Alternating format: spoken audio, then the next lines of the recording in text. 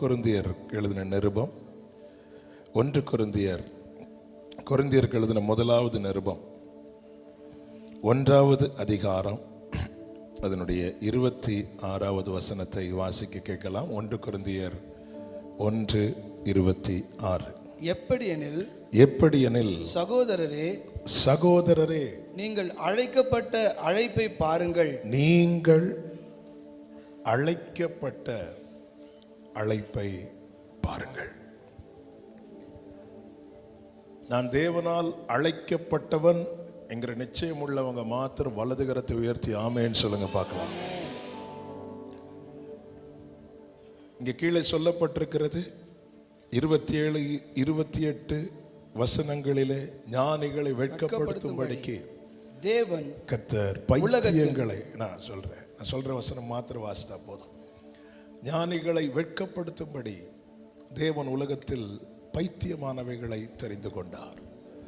பலமுள்ளவைகளை வெட்கப்படுத்தும்படி தேவன் உலகத்தில் பலவீனமானவைகளை, உலகத்தில் பைத்தியமானவைகளை, உலகத்தில் பலவீனமானவைகளை தெரிந்து கொண்டார். உள்ளவைகளை அவமாக்கும்படி உலகத்தின் இழிவானவைகளையும் உலகத்தின் இழிவானவைகளையும் அற்பமானவர்களை என்றல்ல, அற்பமாய் எண்ணப்பட்டவர்களையும் இல்லாதவைகளையும் தேவன் தெரிந்து கொண்டார். அப்போ ஒரு காரியம் தெரியுது, உலகம் பார்க்கிறபடி மட்டும் கர்த்தர் பார்த்திருந்தால் நான் இன்னைக்கும் பைத்தியக்காரனா இருந்திருப்பேன். உலகம் பார்க்கிறபடி கர்த்தர் பார்த்திருந்தால் நான் இன்றும் பலவீனனாக இருந்திருப்பேன். உலகம் பார்க்கிறபடி கர்த்தர் பார்த்திருந்தால் நான் இன்றும் இழிவானவனாகவும் அற்பமானவனாகவும் இருந்திருப்பேன். ஆனால் உலகம் எல்லாம் சேர்ந்து என்னை இழிவானவனாய், அற்பமானவனாய், பைத்தியமாய் பார்க்கும்போது இவைகளுக்கு அப்பாற்பட்டு பரலோகத்தில் இருக்கிறவர் என்னை அற்புதமாய் பார்த்தபடியால் நான் தேவனால் தெரிந்து கொள்ளப்பட்டிருக்கிறேன் என்று சொல்லுகிறவர்கள் மாத்திரம் கரங்களை உயர்த்தி ஆமேன் சொல்லுங்க பார்க்கலாம். ஆமேன். மனுஷன் பார்க்கிறபடி நான் பாரேன் என்று கர்த்தர் சொல்லுகிறார். ஹல்லேலூயா. தாவீதை தேடி சாமுவேல் வருகிறார். கர்த்தர் சாமுவேலை அனுப்புகிறார். கொம்புக்குள்ள தைலம் கொடுத்து தான் அனுப்புகிறார். ஆமென். அழைக்கப்பட்டவனை தேடி அழைப்பு வரும். அப்படி தேடி வரும்போது அவனுக்கு வேண்டிய கிருபைகளையும் அவனுக்கு வேண்டிய அபிஷேகத்தையும் கர்த்தர் கொடுத்து தான் அனுப்புவார். ஆமென். ஹல்லேலூயா. தாவீதை தேடும்படி கர்த்தர் அனுப்பினது சாமுவேலை, என்னையும் உங்களையும் தேடும்படி தேவன் அனுப்பினது தமது ஒரே பேரான குமாரனை. நல்ல கவனமா கேளுங்க. ஆமென். நேற்று இரவு 11:30 மணி வரை இந்த செய்தி எல்லாம் இங்கே பேச வேண்டிய எடுத்து வைத்தது. நேற்று நைட்டு ஆண்டவர் சமூகத்தில் இருக்கும்போது ஆவியானவர் இந்த வார்த்தையை கொண்டு இடைபட ஆரம்பித்தார். கர்த்தருக்கு மகிமை உண்டாவதாக. நீ உன் அழைப்பை பாருங்கிறார். நீங்கள் அழைக்கப்பட்ட அழைப்பை பாருங்கள். நீ பாரு. உன்னை யார் பைத்தியம் சொன்னாங்களோ அவங்கள கை வைக்காம உன்னை கர்த்தர் கை வச்சிருக்கிறார். உன்னை யார் அற்பமா பார்த்தாங்களோ அவங்கள கை வைக்காம உன்னை கர்த்தர் கை வச்சிருக்கிறார். உன்னை யார் ஆகாதவன், இழிவானவன் என்று எண்ணினார்களோ, ஆமே, உங்க சொந்தக்காரங்க அவங்க வீட்டு ஃபங்க்ஷனுக்கு உங்களுக்கு கார்டு வைக்க மாட்டாங்க. ஆனா பரலோக தேவன் அவருடைய ஃபங்க்ஷனுக்கு அவங்களுக்கு கார்டு வைக்காம உங்களுக்கு கார்டு வச்சிருக்கிறார். ஹல்லேலூயா. யாரும் அறியாத என்னை நன்றாயறிந்து தேடி வந்த இந்த அழைப்பை நாம் பார்க்கணும். எங்க வீட்டில் வேற யாரும் இல்லை, அதனால என்ன தூக்குனார்? இல்ல இல்ல. தாவீதை விட 7 பேர் தகுதி உள்ளவங்க வீட்டில் இருக்கிறாங்க, அவைலபிளா இருக்கிறாங்க. உங்களுக்கு எப்படிங்க வேலை கிடைச்சி? இன்டர்வியூக்கு அன்னைக்கு யாரும் வரல, நான் மட்டும்தான் வந்தேன். அதனால எனக்கு இது அப்படி இல்லை. இது தாவீது அந்த ஏரியாவிலே இல்லை. அந்த கொம்புல இருந்த தைலம் அது தாவீதுக்குரியது, தாவீதுக்குரியது, தாவீதுக்குரியது. உனக்குரிய நன்மையை தொட முடியாம அது நடுவில் 7 அல்ல 70 அல்ல 7000 அல்ல ஒரு சேனையே இறங்கினாலும் உனக்குரியதை கர்த்தர் உனக்கு தான் தருவார். ஆமென். எப்படி சொல்றீங்க? சொல்லுங்க, நான் அழைக்கப்பட்டவன். ஹல்லேலூயா. ஏங்க தாவீதெல்லாம் ஆடு மேய்க்க விட வேண்டிய அவசியமே கிடையாது. தாவீதினுடைய தாத்தாவுடைய அப்பா தான் யார் அப்படின்னா போவாஸ். போவாஸுடைய பையனுடைய பையன் தான் யாரு? ஈசாய். ஈசாயுடைய பையன் தான் யாரு? தாவீது. போவாஸ் யாரு? பெரிய ஜமீன், எத்தனை பேருக்கு வேலை கொடுத்தவர். அந்த வீட்டில் பிறந்த கொள்ளு பேரன் தானே, ஏதோ ஒரு பேரன். அந்த பேரனை ஆடு மேய்க்க விடணும்னு அந்த வீட்டில் அவனை எப்படி பார்த்துருப்பாங்க பாருங்க. தாவீதே சொல்றார், என் சகோதரருக்கு நான் வேற்று மனுஷனா இருந்தேன், யாரையோ பார்க்குற மாதிரி என்ன பார்க்குறாங்க. ஆமென். என் தந்தையும் தாயும் என்னை கைவிட்டாலும். இன்னொரு சங்கீதத்தில் சொல்றார், அநேகருக்கு நான் ஒரு புதுமையை போலானேன், ஆனா கர்த்தரோ எனக்கு ஆதரவா இருந்தார். அது நடுவில் தான் 7 பேர் வரிசையா வந்து நிக்கிறாங்க. சாமுவேலும் ஓகே சொல்லிட்டார், ஈசாய்க்கு டபுள் ஓகே, சாமுவேலுக்கு ஓகே, பரலோகம் ஓகே இல்லை. ஆமென். ஹல்லேலூயா. நம்மளை பத்தி ஈசாயிட்ட கேட்டா, சாமுவேல்கிட்ட கேட்டா, உங்க எத்தனை பேரை தேவன் பாஸ்டரை கேட்டு தெரிந்தெடுத்தார்? ஆமென். ஹல்லேலூயா. நானும் பாஸ்டர் என்கிட்ட வந்து நான் எத்தனை பேரை தெரிந்தெடுக்குன்னு கேட்டா நான் பார்ப்பேன், ஆண்டவரே இவங்க அந்த லாஸ்ட் ஜெபத்துக்கு மட்டும் வந்துட்டு போவாங்க, தொற்றாதீங்க ஆண்டவரே. யாரை கேட்டாருங்க உங்களை தெரிந்தெடுக்க? என்ன கேட்டா யார் என்ன தெரிந்தெடுக்க? அவர் யாரை கேட்டார்? இல்ல, அவருடைய தயவுள்ள சித்தத்தின்படி, அவருடைய தயவுள்ள சித்தத்தின்படி. ஹல்லேலூயா. எதற்குமே உதவா என்னையும் கண்டெடுத்தார், இயேசுவின் அன்பை நான் என்ன சொல்லுவேன். 2 தீமோத்தேயு 1வது அதிகாரம் அதனுடைய 9வது வசனத்தில் இப்படி சொல்லப்பட்டிருக்கிறது. வாசிங்க அந்த வசனம். 2 தீமோத்தேயு 1:9.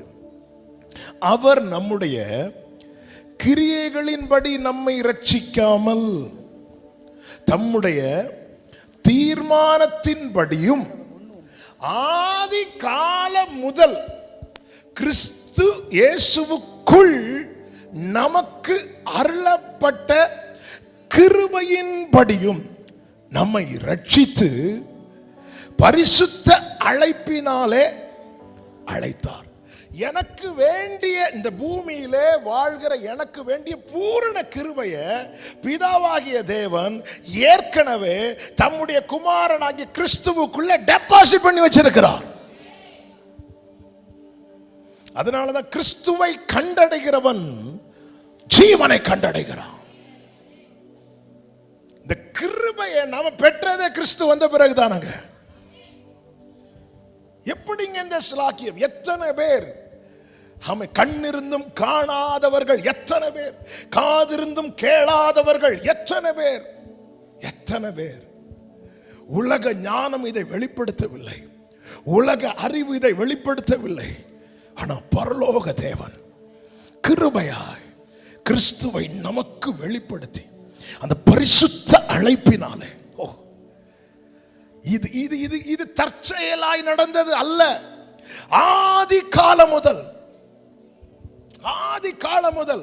எனவேதான் ரட்சிக்கப்பட்ட ஒவ்வொருவர் மேலையோ தேவனுடைய பரிசுத்த அழைப்பு இருக்கிறது. ரட்சிக்கப்பட்ட ஒவ்வொருவர் மேல் கூட்டம் சேர்க்க தேவன் ஒருவரையும் அழைக்கவில்லை, தம்முடைய சித்தத்தை நிறைவேற்றவே தேவன் அழைத்திருக்கிறார். அதனாலதான் நீ அழைக்கப்பட்ட அழைப்பை பாரு. ஆமென். நமக்கு புரியாத வரைக்கும் உங்களை ஏன் ஆண்டவர் தேடி வந்தார்? அங்க 100 ஆடு உண்டா, 100 பேர் சர்ச்சில் உண்டா, 99 பேர் தான் இருக்கிறாங்களா, இன்னும் ஒரு ஆள் தேவையா? இந்த ஸ்கூல்ல எல்லாம் இன்ஸ்பெக்ஷன் வருவாங்க, இந்த கிளாஸ்ல இருக்கிறவங்களை தூக்கி அந்த கிளாஸ்ல வைப்பாங்க. அவங்க போனதும் இப்போ எப்படின்னு தெரில. நாங்கள் படிக்கும்போது எங்கள் ஸ்கூலில் அட்டண்டன்ஸ் அன்னைக்கு பார்த்து 4 பேர் ஆப்சென்ட் ஓடுவாங்க பாருங்க. எங்கள் டீச்சர் ஓடி போய் அந்த கிளாஸில் 4 பேர் தூக்கிட்டு வருவாங்க. இது நான் புதுசாக இருக்கு வந்து பார்க்கறது. அப்படி சேர்த்தவர் அல்ல. அதனால தான் கர்த்தர் நம்மை நம்பர் போட்டு அழைக்கவில்லை, நம்மை பெயர் சொல்லி அழைத்திருக்கிறார். பெயர் சொல்லி.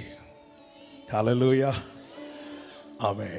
எங்களுக்கு உங்க பேரெல்லாம் தெரியாது, ஆனா இது நடுவில் ஒரு உலாவிக் கொண்டிருக்கிறார், உலாவிக் கொண்டிருக்கிறார்.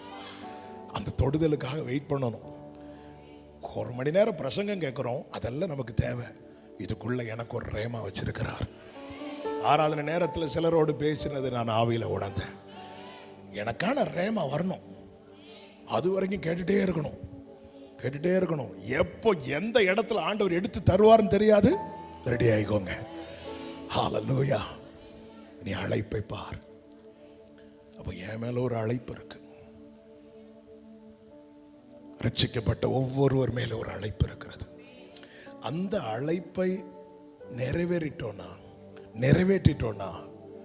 நம்மளால தைரியமா இந்த பூமியில கண்ண மூட முடியும். ஹல்லேலூயா. அழைத்தீரே இயேசுவே, அன்போடு என்னை அழைத்தீரே, ஆண்டவர் சேவையிலே மரிப்பேனே, ஆயத்தமானேன் தேவே, ஆண்டவர் சேவையிலே மரிப்பேனே, ஆயத்தமானேன் தேவே. ஒவ்வொருவர் மேலும் நம்மை கர்த்தர் ஒரே கூட்டமாய் வைத்திருக்கிறார். நம்ம எல்லாருமே தேவ ராஜ்யத்தை நோக்கி பயணிக்கிறோம். ஆனா ஒண்ணு புரிஞ்சுக்கோங்க, ஒவ்வொருவர் மேல இருக்கிற அழைப்பும் விசேஷமானது. அதனாலதான் ரட்சிக்கப்பட்டவர்களை, அந்த கூட்டத்தை, ரட்சிக்கப்பட்ட கூட்டத்தை, பிரித்தெடுக்கப்பட்ட கூட்டத்தை மொத்த பரலோகமும் உற்று பார்க்குது. பரலோகத்திலும் இவர்கள் ஆச்சரியமானவர்களே.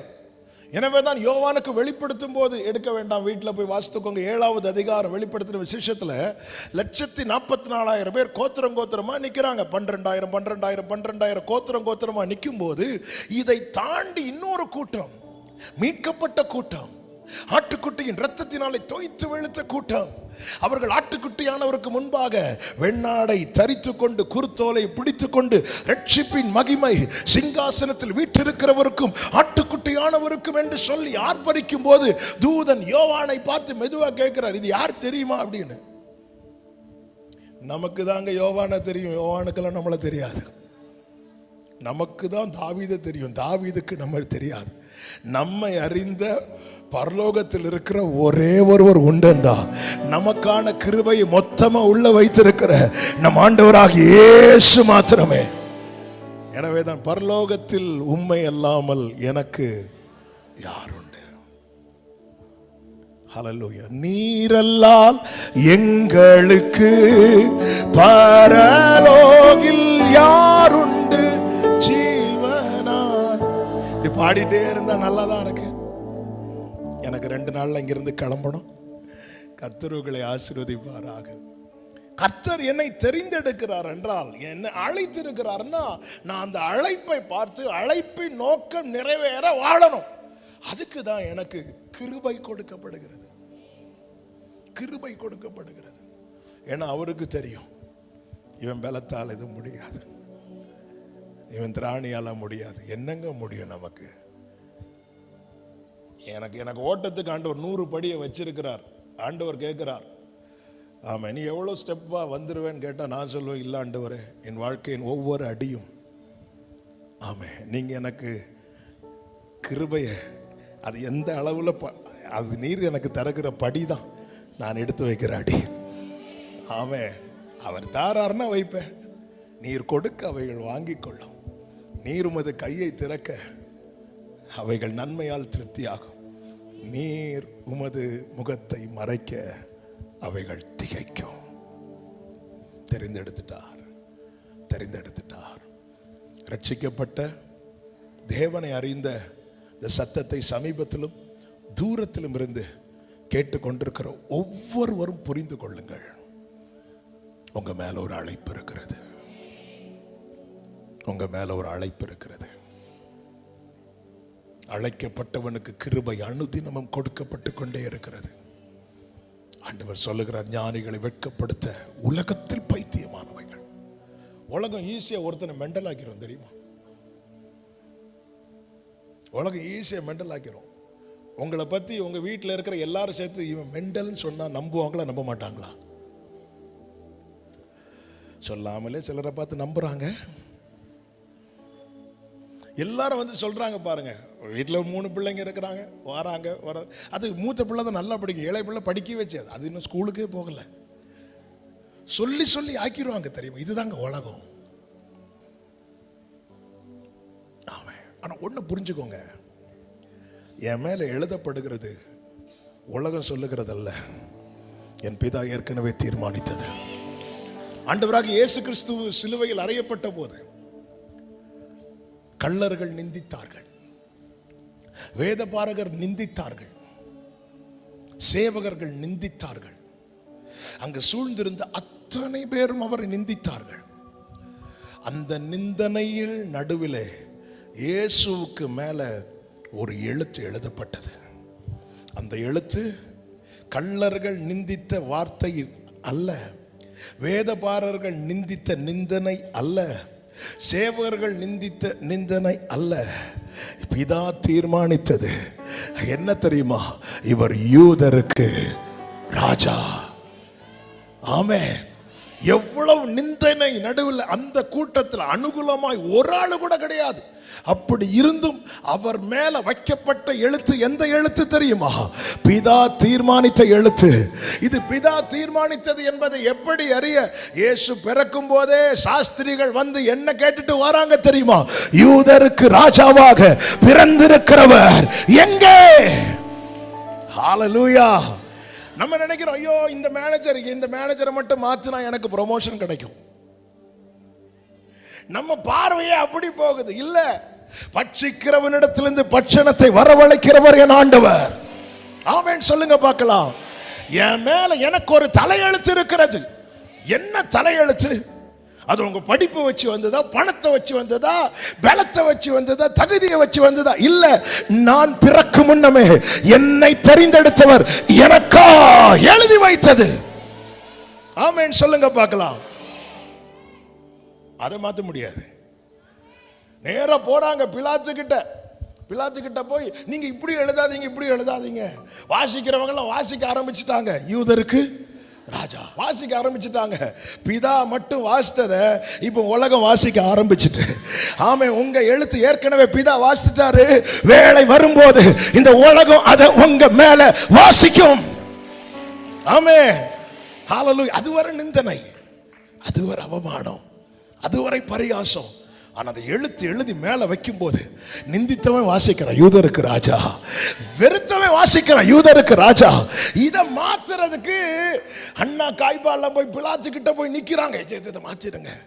ஆமே, அழிந்து போகிற சிங்காசனத்தில் இருக்கிறவனுடைய வார்த்தையை கேளுங்க. அவன் சொல்லுகிறான், எழுதுனது நேற்று இருந்து இன்னைக்கு காணாம போகிற பிலாத்துவே தான் எழுதின காரியத்தில் உறுதியா இருப்பான் என்றால், நித்திய காலமாய் வாழுகிறவர், நேற்றும் இன்றும் என்றும் மாறாதவர்.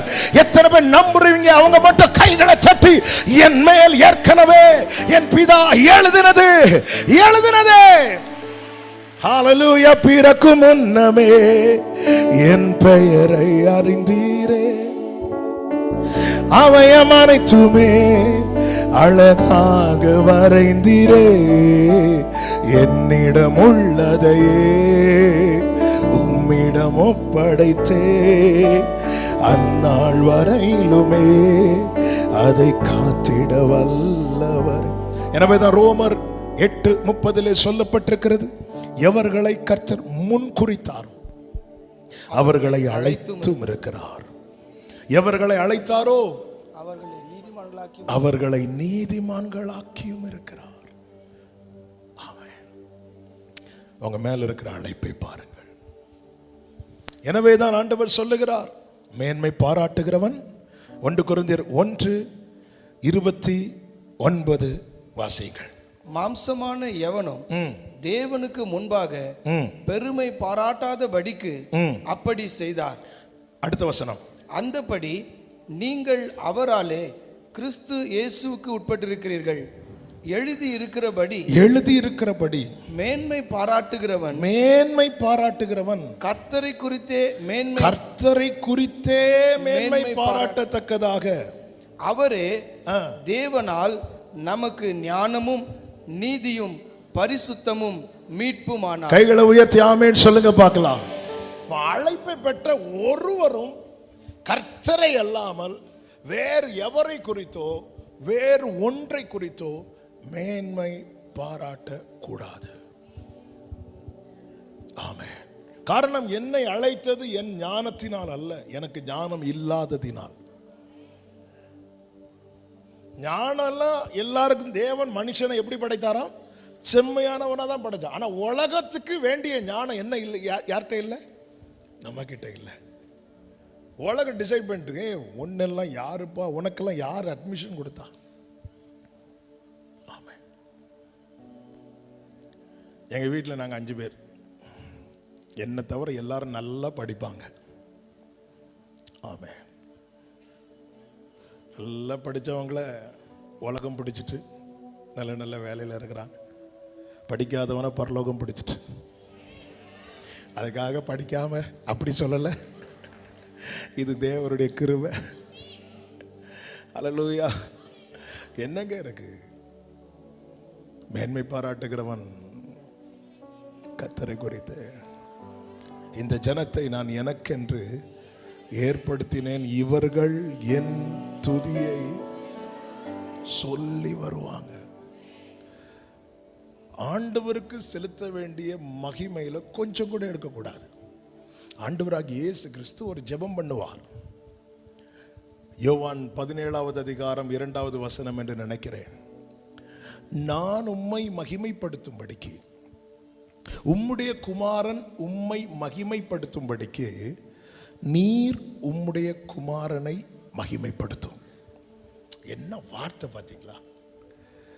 உம்முடைய குமாரன் உம்மை மகிமைப்படுத்தும்படிக்கு நீர் உம்முடைய குமாரனை மகிமைப்படுத்தும். புரியும்படி சொல்றேன். பிதாவே, நீங்க எனக்கு தர்ற மேன்மை, உயர்வு, கனம், நீங்க என்ன தந்தாலும் அதனுடைய ஃபுல் கிரெடிட்டையும் நான் உங்களுக்கு கொடுத்துருவேன். என் வாழ்க்கையில் தேவன் ஒரு உயர்வு தர, அந்த உயர்வின் மகிமையை முழுசா நான் ஆண்டவருக்கு கொடுப்பேங்கிற நம்பிக்கையை நான் முதல்ல அவருக்கு கொடுக்கணும். கொடுத்துட்டேன்னா தேவன் உயர்த்துவதை யாருக்கும் தடுக்க முடியாது. இயேசு பிதாவுக்கு அந்த நம்பிக்கையை கொடுத்ததுனால தான் பிதாவானவர் எல்லாவற்றுக்கும் மேலாக அவரை உயர்த்தினார். அதனாலதான் சபையில மகிமைய கர்த்தர் கேப்ரியலுக்கு கொஞ்சம் கொடு, மீகாவேலுக்கு கொடுன்னு சொல்லல, நீ இயேசுவுக்கு கொடுங்கிறார். ஏன்னா இயேசுவுக்கு கொடுத்தா மட்டும்தான் அந்த மொத்த மகிமையும் கொஞ்சம் கூட குறையாம, கொஞ்சம் கூட அழுக்காகாம அப்படியே பிதாவின் சமூகத்தில் போய் சேரும். அதனால இயேசுவை பிரைஸ் பண்ணணும், இயேசுவை உயர்த்தணும். அவர்தான் எனக்கு ஞானம், அவர்தான் எனக்கு நீதி. நான் என்னை குறித்து, என் கிரியைகளை குறித்து நாங்கள்லாம் எப்படிப்பட்டவங்க, நாங்களாம் எவ்வளவு ஜாமன் இல்ல இல்ல, அவரால அவரால ஆமென், அவரால. ஹல்லேலூயா. உபாகமம் 10வது அதிகாரம் அதனுடைய 21 சொல்லப்பட்டிருக்கிறது, அவரே உன் புகழ்ச்சி.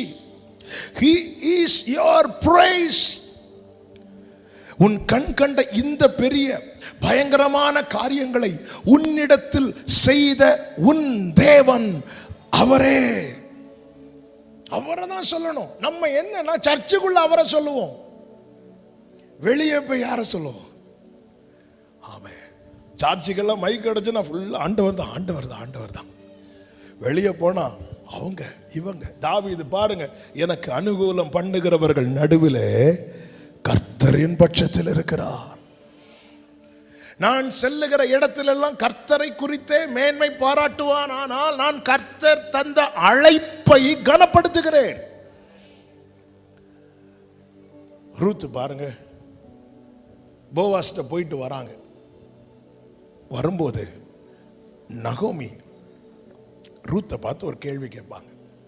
ரூத்தின் புஸ்தகம் 3வது அதிகாரம் அதனுடைய 16வது வசனத்தை வாசியுங்கள். அவள் தன் மாமியினிடத்தில் வந்தபோது அவள், என் மகளே, உன் செய்தி என்ன என்று கேட்டாள். உன்னுடைய செய்தி என்ன? உன்னுடைய செய்தி என்ன? அப்பொழுது அவள், அந்த மனுஷன் தனக்கு செய்ததை எல்லாம் அவளுக்கு விவரித்தாள்.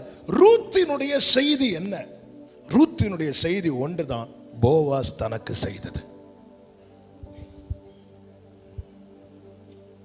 உங்களை பத்தி சொல்லுங்க அப்படின்னு கேட்டா நம்ம என்ன சொல்லுவோம்? ரூத்திட்ட கேட்கிறாங்க, உன்னை பத்தின செய்தி என்ன? மகளே, உன் செய்தி என்ன? அது என்ன பத்தி தெரியாதா? எங்க பேக்ரவுண்ட் தெரியாதா? எங்க தலைமுறை, எங்க பரம்பரை தெரியும். அந்த மனுஷன், எந்த மனுஷன்? யார் கண்ணில் தயை கிடைத்ததோ அந்த மனுஷன். எந்த மனுஷன்? யார் தனக்காக கதிர்களை சிந்த விட்டாரோ அந்த மனுஷன். எந்த மனுஷன்? யார் வேலைக்காரர்கள் கூட பந்தியிலே அமர வைத்தாரோ அந்த மனுஷன். அவ தனக்கு செய்ததை எல்லாம் விவரித்து சொன்னான். சபையே, அழைக்கப்பட்ட ஜனமே, உன் செய்தி என்ன? என்னால ஆண்டவர் எனக்கு செஞ்சதை சொல்ல முடியலன்னா நான் அழைப்பையும் அழைத்தவரையும் கனவீனப்படுத்துகிறேன். ஆண்டவர் செய்தது சொல்ல நமக்கு இப்படி ஒரு பிளாட்ஃபார்ம் தேவை கிடையாது. நம்ம கூட டெய்லி பயணிக்கிறவங்க தெரியணும். அவரை அறிகிற அறிவின் வாசனை இவங்கிட்ட வெளிப்படுது. கேட்டாலே அவரை பத்தி தான் சொல்றேன். 1000 நாவிருந்தாலும் நன்றி சொல்லி தீராதே. தாவீது சொல்றார், நான் உள்ளளவும் உம்மை துதிப்பேன். இந்த பூமியில தாவீதுங்கிற ஒருத்தர் இருக்கிறார்னா, துதிச்சிட்டு இருப்பேன். ஆண்டவரே, என் கூடாரத்தில் துதியின் சத்தம் ஓய்ந்ததுன்னா புரிஞ்சுக்கோங்க. எல்லார்ட்டையும் சொல்றார், என் ரூம்ல துதியின் சத்தம் ஓய்ஞ்சிட்டுனா நான் இறந்துட்டேன்னு அர்த்தம், நான் இல்லைன்னு அர்த்தம். ஆமே. உன் செய்தி என்ன? உன் செய்தி என்ன? அந்த மனுஷன் தனக்கு செய்ததை எல்லாம் விவரித்து சொன்னான். அவரால் தான். அதனாலதான் கமாலியல் பாதத்துக்கு கீழ் இருந்து படித்தவன் பவுல், நியாய பிரமாணங்களின்படி குற்றம் சாட்டப்படாதவன். பவுலுக்கு நிறைய லாங்குவேஜ் தெரியும், அதிகம் கற்றவன். அப்படி இருந்தும் பவுல் சொல்லுகிறார், அப்போஸ்தலர் 17:28, அவருக்குள் நாம் பிழைக்கிறோம், அசைகிறோம், இருக்கிறோம். அவ்வளவுதான். இந்த கிருபை எப்படி வர்ணிக்கிறார் பாத்தீங்களா? அவருக்குள்ள நாம் பிழைக்கிறோம். இன்னைக்கு இந்த பவுல் இருக்கிறதுக்கு ரீசன் என்ன தெரியுமா? கிரைஸ்ட், இயேசு. அவருக்குள்ள நான் அசைகிறோம். இன்னைக்கு பாத்தீங்களா, என் கை அசைது பாத்தீங்களா, என் கால் அசைது பாத்தீங்களா, என் வாய் அசைது பாத்தீங்களா? அவருக்குள்ள. ஆமென். எவ்வளவு துன்பங்கள், எவ்வளவு பாடுகள், அப்படி இன்னும் இருக்கிறோம் பாத்தீங்களா? அவருக்குள்ள. ஆமென். ஹல்லேலூயா. இந்த பவுலுக்கு கொடுக்கப்பட்ட கிருபை சாதாரண கிருபை இல்லைங்க. மற்ற அப்போஸ்தலர்கள் செய்த ஊழியத்தை காட்டிலும் பல மடங்கு அதிகமாய் சின்னவனை 1000ஆகவும் சிறியவனை பலத்த சாதியுமாக்குகிறது கர்த்தர் பாராட்டுகிற கிருபை. ஹல்லேலூயா. ஆமென் சொல்லுங்க பார்க்கலாம். நான் என்னுடையது இல்லை. கிருபையை குறித்து பேசும்போது பவுல் சொல்லுவார், நான் அல்ல, நாட் ஐ. நான் அல்ல, நான் இல்ல, நான் பேசுறேன்னா நான் கிருபையை மறக்கிறேன் என்ற அர்த்தம், மறைக்கிறேன் என்ற அர்த்தம். நான் கிருபையினால் தான் இருக்கிறேன், கிருபையினால் தான் பிழைக்கிறேன், கிருபையினால் தான் அசைகிறேன் என்று சொல்றவங்க வலது கரத்தை உயர்த்தி ஆமென் சொல்லுங்க பார்க்கலாம். ஹல்லேலூயா. அவரால், அவர் மூலமாய், அவருக்காக நீங்கள் அழைக்கப்பட்ட அழைப்பை பாருங்கள். ஹல்லேலூயா. இன்னைக்கு நீங்க உட்கார்ந்து இருக்கிறீங்கல்ல, இன்னைக்கு நான் இங்க நிக்கிறதும் நீங்க இங்க உட்கார்ந்து இருக்கிறதும் ஆண்டவருடைய பிரசன்னத்துல ஆண்டவருடைய கிருபை இல்லாம வர முடியாது. தாவீது சொல்லுகிறார், நான் ராஜாவானதினால் ஆலயத்துக்குள் பிரவேசித்தேன் என்று சொல்லவில்லை, நானோ உமது மிகுந்த கிருபையினால் உடைய ஆலயத்துக்குள் பிரவேசித்தேன். அப்ப நாம இன்னைக்கு உட்கார்ந்து இருக்கிற இடத்துல தகுதியுள்ள எத்தனையோ உட்கார வேண்டியது. ஹல்லேலூயா. எத்தனை பேர் உட்கார்ந்து இருக்க வேண்டிய இடத்துல நம்மை விட ஞானிகள். ஆமென். தகப்பனார் ஒரு பாட்டு எழுதி இருக்கிறாங்க மலையாளத்துல. என்னிலும் பக்தன்மார், என்னிலும் சக்தன்மார், எத்தனையோ பேர் வீணு போய். என்னிலும் பக்தன்மார், என்னிலும் சக்தன்மார், எத்தனையோ பேர் வீணு போய். ஏழையாம் ஞான் நின்றே சந்நிதியில் இன்னும் நிற்குன்னதும் கிருபையே. தாவீதுக்கு யார் மேல பொறாமை தெரியுமா? சவுல் மேல கிடையாது, யோனத்தான் மேல கிடையாது, அப்சலோம் மேல கிடையாது. தாவீதுக்கு பொறாமை யார் மேல தெரியுமா? அடைக்கலான் குருவி மேல. ஆலயத்தை ஆராய்ச்சி செய்ய உள்ள வாராரு, உம்முடைய சமூகத்தில் அடைக்கலான் குருவிக்கு வீடும் தகவலான் குருவிக்கு தன் குஞ்சுகளை வைக்கும் கூடும் கிடைத்தது. நமக்கு பொறாமை எது மேல?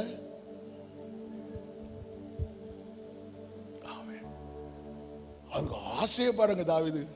ஆண்டவரே, உம்முடைய வீட்டில் வாசமா இருக்கிறவர்கள் பாக்கியவான்கள், அவர்கள் எப்போதும் உம்மை. யாரை பார்த்து எழுதுறாரு தெரியுமா? அடைக்கலாம் குருவி. அப்படியே பார்க்கிறார், கிருபையில் அப்படி உள்ள என்றாய் வரும்போது அப்படியே பீட தண்டையில கிச் கிச் கிச் கிச்சின்னு சவுண்டு கேட்குது. என்ன சவுண்டுன்னு பார்த்தா அடைக்கலாம் குருவி தன் குஞ்சுகளை வைக்குது. அவ்வளவுதான். தாவீதுக்கு சந்தோஷம் ஒரு பக்கம். என்ன தெரியுமா? இந்த அடைக்கலான் குருவிக்கே தன் குஞ்சுகளை வைப்பதற்கு அவருடைய சமூகத்தில் இடம் இருக்குமானா? ஹல்லேலூயா.